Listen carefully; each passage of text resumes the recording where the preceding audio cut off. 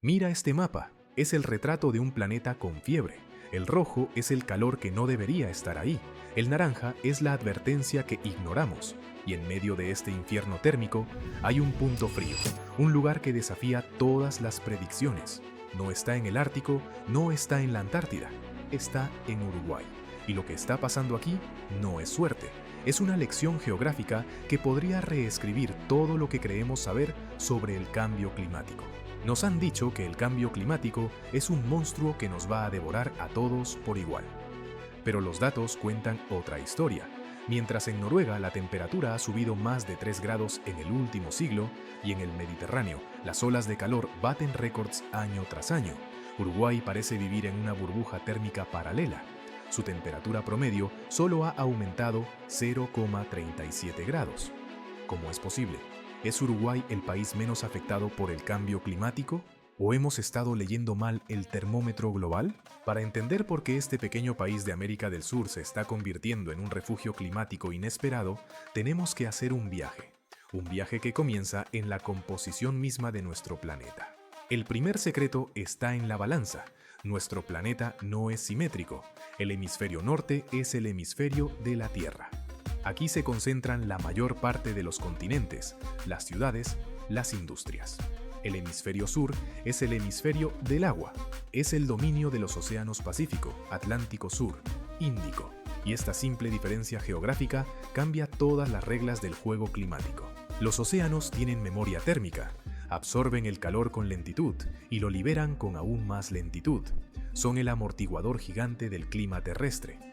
Mientras la temperatura global de la Tierra ha aumentado aproximadamente 2,3 grados Celsius, la temperatura de la superficie del mar solo ha subido 1,2 grados, la mitad. Uruguay, un pequeño país casi rodeado por el Atlántico Sur y el Río de la Plata, vive literalmente en el borde de este gigante refrigerador. Esto no es especulación, es física pura.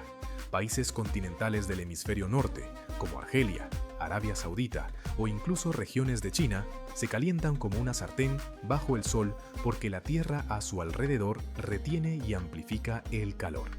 Uruguay, en cambio, está siendo ventilado constantemente por masas de aire oceánico más frescas. Su geografía no es una ventaja, es un salvavidas térmico. Aquí es donde nace la paradoja. Los números del termómetro son claros. Uruguay es uno de los lugares que menos se ha calentado en el planeta. Pero el cambio climático no es solo un termómetro, es un desestabilizador de sistemas. Y Uruguay, a pesar de su frescura relativa, ya está sintiendo los efectos. La temperatura es solo una variable. El verdadero impacto viene por otros lados. Precipitaciones erráticas que afectan su potente sector agropecuario, acidificación del océano que amenaza sus pesquerías, cambios en las corrientes marinas que podrían alterar su clima costero. Uruguay no es inmune.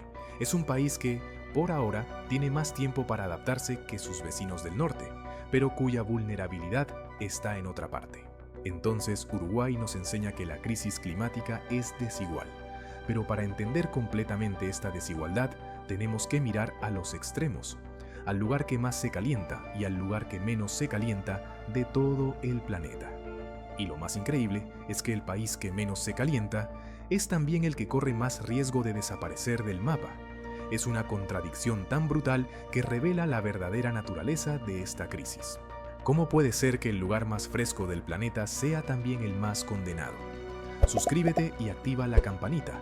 Descubriremos si el refugio uruguayo es temporal o si es el espejo de nuestro futuro. Al final de la primera sección te dejamos con una pregunta imposible. ¿Cómo puede el país que menos sufre el calentamiento ser el que más peligra? Bienvenidos a Kiribati, un paraíso disperso en el Pacífico donde la estadística climática se vuelve cruelmente irónica. Hoy exploraremos los dos polos extremos del calentamiento global y lo que la suerte térmica de Uruguay realmente significa para el futuro de todos. Por un lado, Noruega, el país que más se ha calentado. Por el otro, Kiribati, el que menos.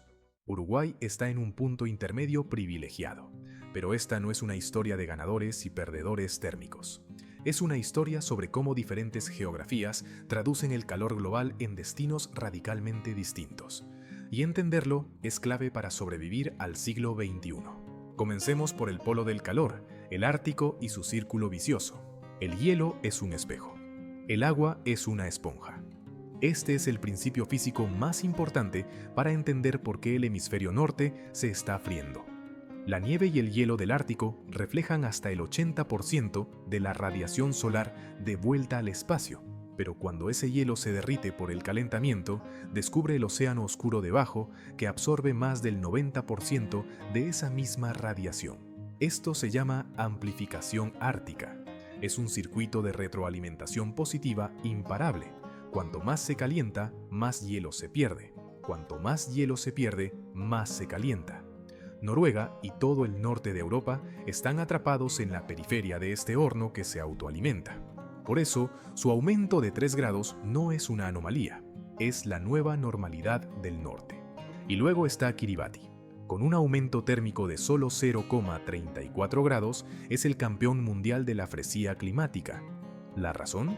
Está literalmente sumergido en el mayor amortiguador térmico del planeta, el Océano Pacífico. Pero aquí viene el golpe de la geografía. Kiribati no es más que un puñado de atolones de coral cuya altura máxima es de 4 metros sobre el nivel del mar. La estadística térmica es un espejismo.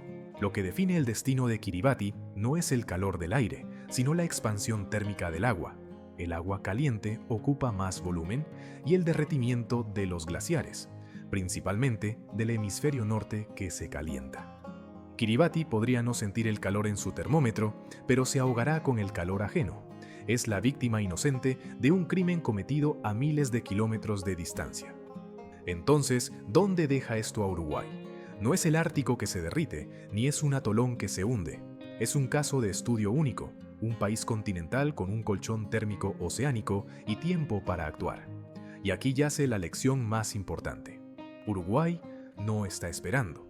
Ha convertido su ventaja geográfica en una ventaja estratégica. Es un líder mundial en energía eólica, ha desarrollado sistemas sofisticados de alerta temprana de sequías y está repensando su agricultura para un clima más variable. No está evitando el cambio climático, está preparándose para sus efectos reales, más allá del simple termómetro. El viaje de Uruguay, Noruega y Kiribati nos deja una lección clara.